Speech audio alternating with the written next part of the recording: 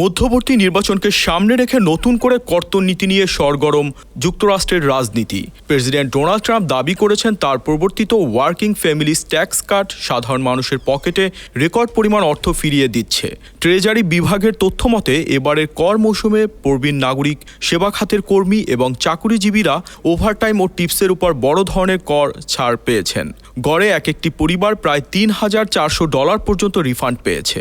প্রচারণার অংশ হিসেবে ট্রাম্প নিজে হোয়াইট হাউসে ফুড ডেলিভারি গ্রহণ করে দেখিয়েছেন যে একজন সাধারণ কর্মী কিভাবে হাজার হাজার ডলার সাশ্রয় করছেন। তবে মুদ্রাস্ফীতি ও উচ্চমূল্যের বাজারে এই সুবিধা সাধারণ মানুষের কাছে খুব একটা স্বস্তি বয়ে আনেনি।